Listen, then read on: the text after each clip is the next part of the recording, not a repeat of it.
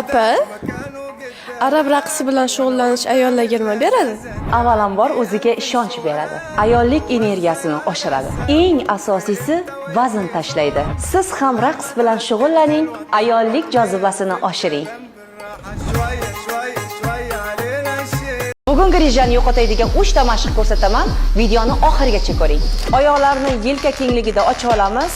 Mana bu holatda 7 tadan 3 podxod bajaramiz. Nafas olamiz va chiqaramiz. Keyingi mashqimiz. Oyoqlarni yelka kengligida ocha olamiz va umurtqamizni yuqoriga ko'taramiz. Yuqoriga ko'targaningizda qorningizni ichingizga torting va 5 sekund ushlab turing. Va sekin pastga tushirasiz. Nafasga e'tibor bering. Keyingi mashqimiz uy sharoitida sochiqni belga qo'yib cho'zilib yotib olamiz. Qo'llar yuqorida, kafni pastga qaratamiz. Oyoqlarni bir-biriga qaratib olamiz. Xuddi shu holatda 5 daqiqa yotib, tanani bo'sh qo'yib yuboramiz. Videoni grijasi bor do'stingizga jo'natib qo'ying va sahifamga obuna bo'ling. Endi sizda arab raqsini yolg'iz o'rganish imkoniyati bor. Onlayn darsga yoziling, uydan chiqmasdan jozibali raqs sirlarini o'rganing. Shoshiling, joylar soni chegaralangan. Onang yungar. Ketdik. Futbolka kiyganingizda shunaqa biqillaringiz chiqib ketyaptimi? Keling, men sizga mana shuni yo'qotishni o'rgataman. Birinchi mashqimiz palkani olamiz va yuqoriga ko'taramiz. O'ngga chapga egilib, umumiy 40 ta bajaramiz.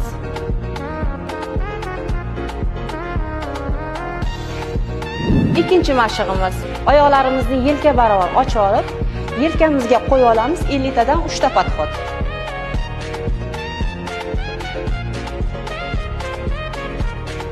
Uchinchi mashqimiz tosh bilan har bir tarafga 15 tadan 4 ta podxod.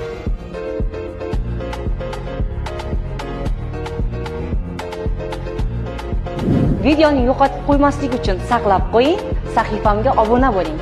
Har kuni ertalab 10 daqiqa raqsga tushsangiz nimalar o'zgaradi? Birinchi o'rinda kaloriya yo'qotib, vazningizni nazorat qila olasiz. Ikkinchisi, qon aylanishini yaxshilab, kayfiyatni ko'taradi.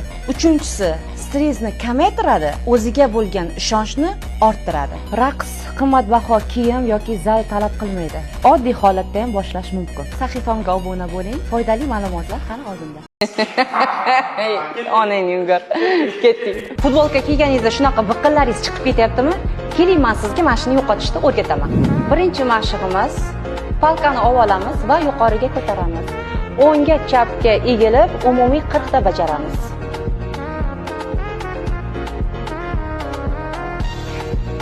Ikkinchi mashqimiz. Oyoqlarimizni yelka barobar ochib olib, yelkamizga qo'yib olamiz 50 tadan 3 ta podxod.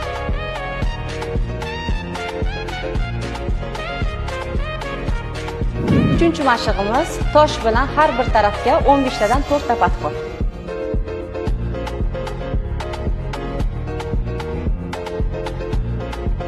Videoni yo'qotib qo'ymaslik uchun saqlab qo'ying, sahifamga obuna bo'ling. Ko'pchilik so'rashyapti, aerobika o'zi nima u? Aerobika raqsni sevadigan, ayni paytda ozishni xohlaydiganlar uchun. Tananing mushaklarini, oyoq va tos suyaklarini kuchaytiradi. Harakatlarni yaxshilaydi, yanada plastik va chiroyli qiladi. Aerobikaga qiziqadigan do'stingizga jo'natib qo'ying. Har kuni tvorog yeysiz, tanangizda qanday o'zgarishlar bo'ladi, bilasizmi?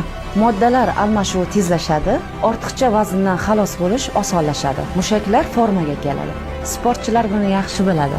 Ayniqsa suyaklar mustahkamlashib, kalsiy va fosforga to'yinadi. Qon tomir tizimi va yurak faoliyatini yaxshilaydi. Tvorog yaxshi ko'radigan do'stingizga belgilab keting. Qaynonasi bilan birga turadigan ayollar qanaqa qilib mashg'ulotingizga keladi? Qaynonasi bilan keladi. Qaynonajon qaynona, kulishingizdan aylanay.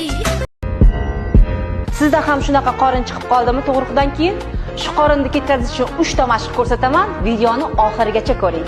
Birinchi mashqimiz.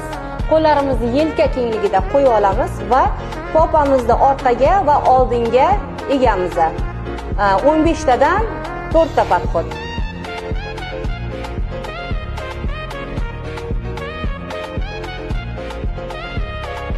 Ikkinchi mashig'imiz. Oldin yotib olamiz. Oyoqlarimizni buksa barovariga ochib va yarim ko'taramiz. 15 tada 4 ta podxod.